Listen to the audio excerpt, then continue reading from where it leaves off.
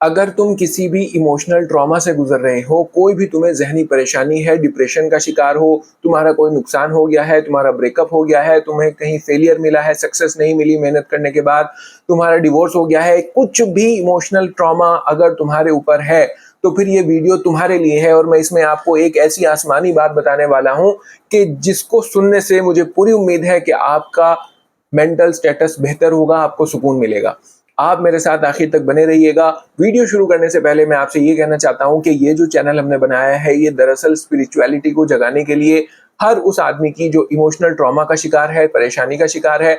अगर आप भी इस तरह के कोई शख्स हैं तो आप मेरे चैनल को सब्सक्राइब जरूर कर लीजिएगा और डिस्क्रिप्शन में मैंने एक व्हाट्सएप चैनल और एक व्हाट्सएप ग्रुप का लिंक डाला है, उसको भी आप जरूर ज्वाइन कर लीजिएगा। इस चैनल पर हम इस तरह का कंटेंट अपलोड करते रहेंगे जो आपके इश्यूज को एड्रेस करेगा और उसका सॉल्यूशंस बताएगा। तो चलिए दोस्तों शुरू करते हैं। देखिए दोस्तों, आज की इस भाग दौड़ भरी दुनिया में, इस भाग दौड़ भरी जिंदगी में हमने अपने फिजिकल सुख तो पा लिए, हमारे पास अच्छे घर हो गए, गाड़ियां हो गई और लग्जरीज हो गई दुनिया भर की, लेकिन हमारी रूहानी जो जरूरत है वो पूरी नहीं होती। आज आप किसी को भी उठा के देख लो, आपको जो है ना, बहुत लोग अच्छे खासे चलते फिरते नजर आएंगे लेकिन अंदर से बिल्कुल टूटे हुए हैं। मेरे पास इस तरह के पेशेंट्स आते हैं जो बाहर से देखने में बहुत अच्छे नजर आते हैं कि वाह क्या जिंदगी जी रहे हैं, और लोग रश करते हैं कि काश हम भी इनकी जैसी जिंदगी जिए। लेकिन जब वो अपनी प्रॉब्लम्स बताते हैं तो रातों को उन्हें नींद नहीं आती, और ये सब चीजें जो उनके पास है, ये सब सो कॉल्ड लग्जरीज, वो कहते हैं ये हमारे अब किसी भी काम की नहीं। हमारी जिंदगी इस कदर इमोशनल ट्रॉमा से ग्रसित है, हम इस कदर परेशान हैं कि अब हमें ये भी अच्छा नहीं लगता। तो कहने का मेरा मकसद ये है कि देखिए, हमें अपनी रूहानी ज़रूरतें भी चाहिए, जो हमारी रूहानी स्पिरिचुअल ज़रूरतें हैं वो भी पूरी होनी चाहिए। और वो कैसे पूरी होंगी, उसके लिए हमारे पास कुछ आसमानी सॉल्यूशंस हैं। अल्लाह की तरफ से, खुदा की तरफ से जो नाजिल की गई किताब है जिसके कुरान कहते हैं, उसमें इंसान को ज़िंदगी बेहतर बनाने के बहुत सारे तरीके हैं।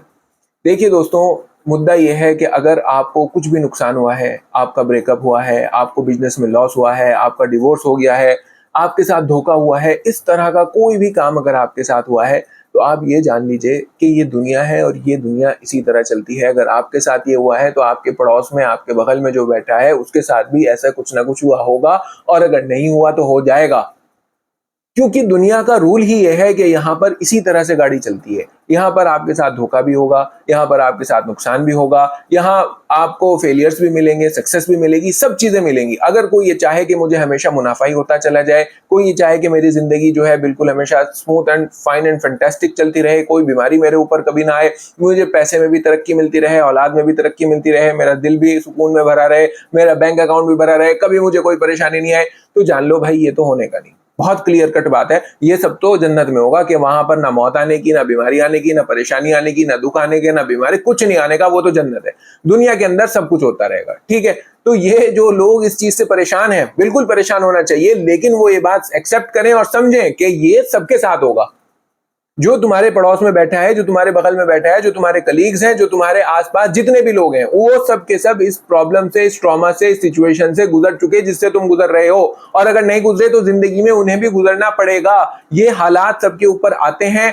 कुछ लोगों के कम आते हैं, कुछ के ज्यादा आते हैं, कुछ के जल्दी गुजर जाते हैं, कुछ के देर से गुजरते हैं, लेकिन everybody has to face these things. हर किसी को ये सब कुछ फेस करना पड़ेगा। ये दुनिया का नियम है, दुनिया की जिंदगी है, इररिस्पेक्टिव के वो किस रिलीजन से ताल्लुक रखता है, किस रेस से ताल्लुक रखता है, किस बिरादरी से ताल्लुक रखता है।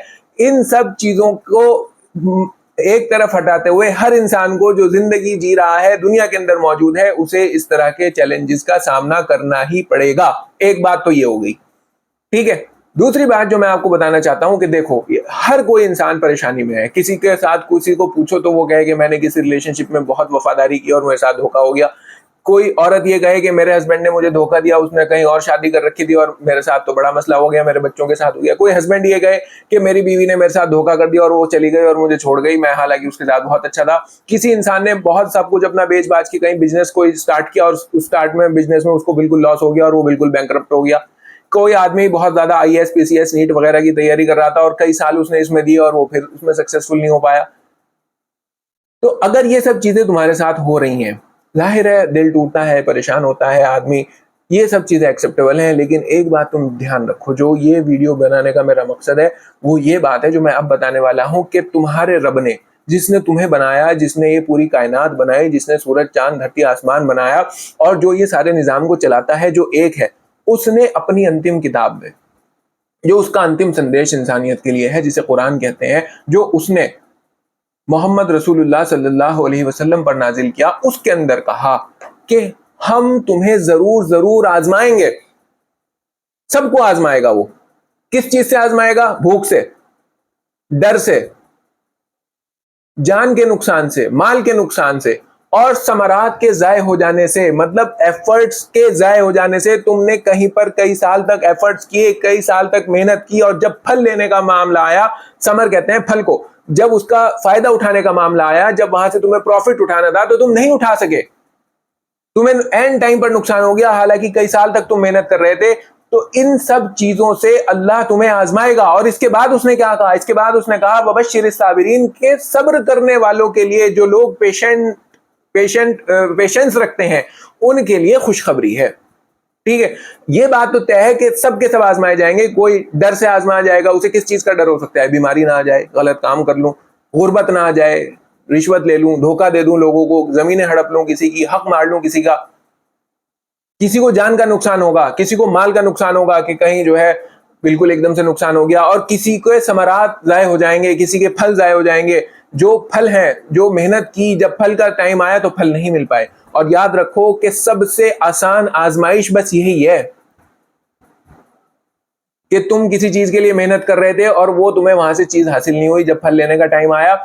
इसके अलावा उन लोगों को देखो जो जिनके पूरे के पूरे एक दिन, विद इन सेकेंड वो बैंकरप्ट हो गए, करोड़पति से रोडपति हो गए, बिल्कुल के बिल्कुल। और उन लोगों को देखो जिनको जानों का नुकसान उठाना पड़ा। अगर किसी का जो है समरात जाए हुए तो वो सबसे कम आजमाइश का पैमाना है, ये सबसे कम आजमाइश है। और जिनको मालों का नुकसान है बहुत ज्यादा, जिनको जानों का नुकसान है, वो बड़े नुकसान है, वो बड़ी आजमाइश है। लेकिन अल्लाह ने क्या कहा? किसी भी तरह से वो आजमा ले। जिस इंसान ने भी सब्र किया, जिस इंसान ने भी पेशेंस रखी, उसके लिए फिर खुशखबरी है। जो ले लिया गया था उससे ज्यादा अता किया जाएगा। इस बात के लिए तुम जो है भरोसा रखो अल्लाह की जात पर। जो तुमसे छीना गया है, जो तुमसे लिया गया है, जिससे तुम्हें टेस्ट किया गया है, आजमाया गया है, उससे बेहतर, उससे अच्छा, बहुत ज्यादा अच्छा तुम्हें जरूर मिलेगा। बस शर्त यह है कि तुम सब्र करो। और सब्र का मतलब क्या है? सब्र का मतलब यह है कि कंसिस्टेंटली जिस काम में लगे हुए हो फिर से लग जाओ, और ये जानो कि अल्लाह तुम्हें जरूर अता करेगा। ये नहीं कि सब्र नहीं आया, कोई चीज ना नुकसान हो गया तो आदमी हाथ पैर छोड़ के बैठ जाए और अनाप शनाप बकने लगे कि अल्लाह तूने मेरे साथ क्या कर दिया, मुझे ही क्यों, और ये वो दुनिया भर का कुछ नहीं। अल्लाह पे भरोसा रखते हुए जो काम कर रहे थे कंसिस्टेंटली उसे करते रहो। ये सब्र का जो है असल डेफिनेशन है। और अल्लाह ने कहा कि हमने जिंदगी और मौत को बनाया कि हम आजमाएंगे लोगों को कि कौन कितने अच्छे अमल करके आता है। ये जो उसने पूरा सिस्टम क्रिएट किया, यहां पर उसे आजमाना है, तुम्हें भी आजमाना है, मुझे भी आजमाना है, सबको वो आजमाएगा कि कौन कितने अच्छे अमल करके आता है। अच्छे हालात भी आएंगे, बुरे हालात भी आएंगे। बस ये ध्यान रखो, ये बात हमेशा तुम्हारे जहन में होनी चाहिए, वबश्शिरिस साबिरीन, सब्र करने वालों के लिए खुशखबरी है। और फिर क्या खुशखबरी अल्लाह दे रहा है, ये तुम उसके जब वक्त गुजरेगा तुम्हारे ऊपर, तब तुम जानोगे और तब तुम देखोगे कि ये कहा था। ठीक है, तो देखो आखिर में मैं यही कहूंगा, परेशान होना नहीं है, ठीक है। और थोड़ा बहुत जो देखो दर्द है वो तो उठाना पड़ेगा, there is no alternative to pen. और वक्त जो है तुम्हारे दर्दों को जरूर भरेगा, लेकिन अल्लाह की इस बात पर यकीन रखना, वबश्शिरिस साबिरीन, मेरा ये जुमला अपने जहन में उतार लो, वबश्शिरिस साबिरीन, वबश्शिरिस साबिरीन, वबश्शिरिस साबिरीन। बशारत है, खुशखबरी है सब्र करने वालों के लिए, और तुम सब्र करने वालों में शामिल हो जाओ और फिर देखो अल्लाह तुम्हें क्या अता करता है। बाकी आप इस बारे में क्या सोचते हैं मुझे कमेंट करके ज़रूर बताइएगा। और अगर आप मुझसे 1-to-1 काउंसलिंग सेशन बुक करना चाहते हैं तो नीचे दिए गए व्हाट्सएप नंबर पर व्हाट्सएप मैसेज के जरिए से, याद रखिएगा, व्हाट्सएप मैसेज के जरिए से मेरा अपॉइंटमेंट बुक कर सकते हैं और मुझसे 1-to-1 काउंसलिंग सेशन बुक कर सकते हैं। अपना बहुत ख्याल रखिएगा, मिलते हैं नेक्स्ट वीडियो में, तब तक के लिए बाय।